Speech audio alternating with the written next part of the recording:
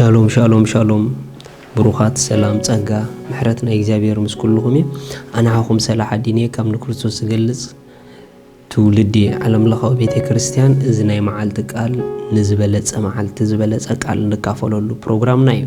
ሃሌሉያ። ምክንያቱ ዝበለጸ መዓልቲ ውጽኢት ዝበለጸ ቃል ስለ ዝኾነ ስለዚ ሎሚ ነዚ መዓልቲ ዝኾውን ናይ ህይወት ቃል ሓቢርና ክንርኢና ሎሚ ንሪኦ ቃል ከም ዝብል እዩ ንጎይታ ኣዝዩ ዘገረመ እምነት።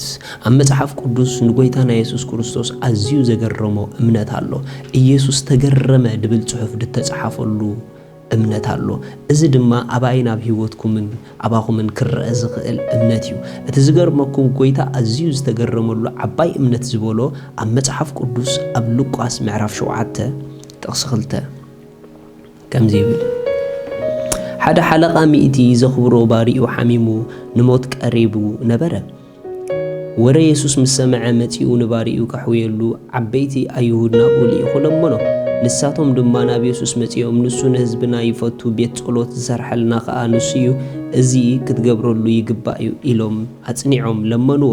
ኢየሱስ ከዓ ምሳታቶም ከደ ናብ ቤቱ ምስ ቀረበ ከዓ እቲ ሓለቓ ሚእቲ ኣዕሩኹ ለኣኸ ከምዚ ኢሉ ጎይታይ ናብ ትሕቲ ናሕሰይ ክትኣቱ ኣነ ኣይበቑዕን እየ እሞ ኣይትድከም።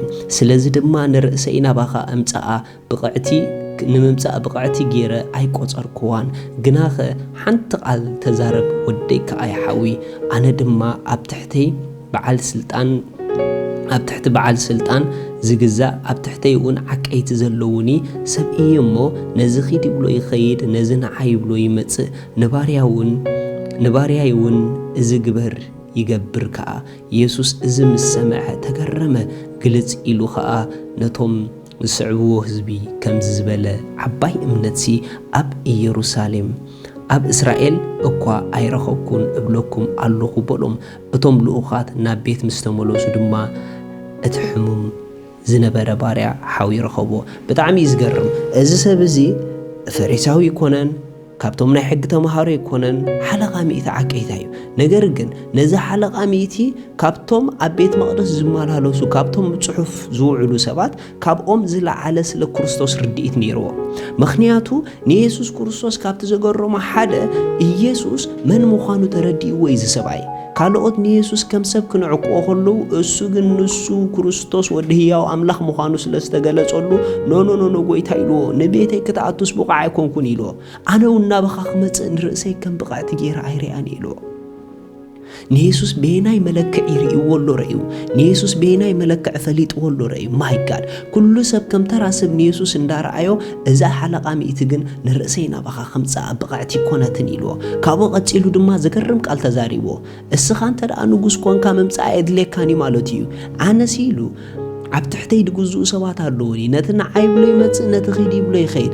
እንተ ደኣ ናተይ ቃል ነቶም ኣብ ትሕተይ ዘለዉ ከምኡ ገይሩ ደንቃሳቕሶም ኮይኑ ናትካ ቃል ድማ ልዑል ስለ ዝኾንካ ኣብ ዘለኻዮ ስፍራ ንዝበልካዮ ይሰርሕ እዩ።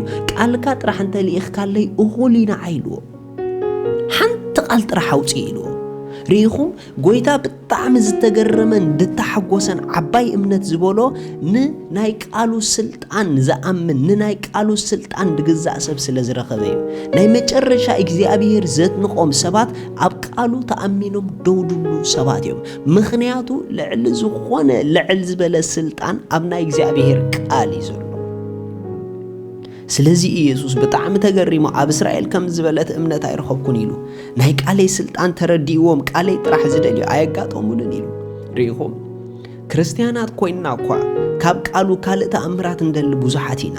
ናይ ቃሉ ሓይሊ ተረዲእዎም ሓንቲ ቃል ጥራሕ ድጽበዩ ካብ ጎይታ ኣዝዮም ውሑዳት እዮም። እቶም ናይ ቃሉ ስልጣን ተረዲእዎም ንጉዳዮም ንነገሮም ንኹሉ ነገር ቃል ጥራሕ ውሽጦም ክሰምዑ ድጽበዩ ክርስቲያናት እዚኦም ብሓቂ ዓባይ እምነት ኣላቶም። እዚኦም ብሓቂ ንጎይታ ባህ ዘብሉ ሰባት እዮም። ምክንያቱ ሓለፋ ስሙ ንቃሉ የኽብር ይድብል ቃል ኣምላኽ። ንቃሉ ዘኽብርዎ ድማ ብጣዕሚ እግዚኣብሔር ኣምላኽ ዝግረመሎም። ስለዚ ኣሕዋተይ ክሳዕ ክንደይ ኢና ቃሉ ሒዝና ኣብ ህይወት ደው ንብል? ክሳዕ ክንደይ ኢና ንነገራትና ካልእ ነገር ደይኮነስ ቃል ኣምላኽ ንደልየሎም? ክሳብ ክንደይ ኢና ንጉዳይና ብቃል ኣምላኽ ንስዕሮ? ክሳዕ ክንደይ ኢና ኣብ ቃሉ ተኣሚንና ንኣምላኽ ነመስግኖ?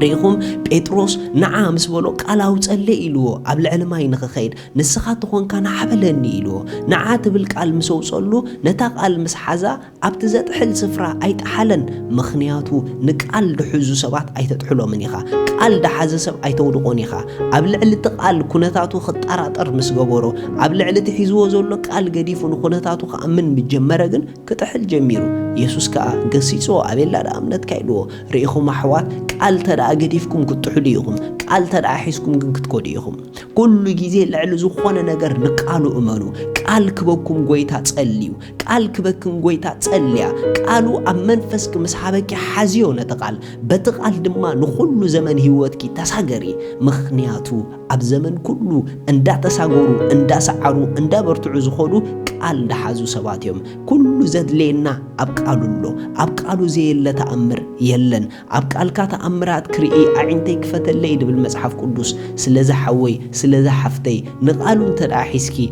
بزوح تأمرات كتريخي بزوح تأمرات كتريخم نقالو انت راحيسكم أي كتحلونيهم نقالو انت راحيسكم كتساقوريهم نقالو انت دامينكم بحكي امنتكم عبايا እግዚአብሔር አምላኽ ይባርክኩም ከምዚልና ንጸልይ በኢየሱስ ስም ስለ ሕያው ዝኾነ ቃልካ የመስግነካ ኣለኹ ቃልካ ኣብ ህይወተይ ብኽብሪ ብሓይሊ ስለ ዘንብረኒ የመስግነካ ኣለኹ በቃልካ ብኹሉ ርእስየ በቃልካ ካብ ሰዓርቲ ኣጸቢቐ ይበልጽ በቃልካ ካብ ክብሪ ናብ ክብሪ ክሳገረ አሜን ሃሌሉያ አምላኽ ይባርክኩም ጎይታና ኢየሱስ ክርስቶስ ወሲንኩም ኣብ ህይወትኩም ተይተቀበልኩም ሞት ያደንኩም መታን ክድሕኑ መታን ክጸድቁ መታን ናይ ዘላለም ህይወት ክትረኽቡ ሎምን ጎይታ ተቀበልዎ ክትቀበሉ ደወሰንኩም እዚያ ጸሎት ጸልዩ እግዚአብሔር አቦ በኢየሱስ ክርስቶስ ስም የመስክነካለሁ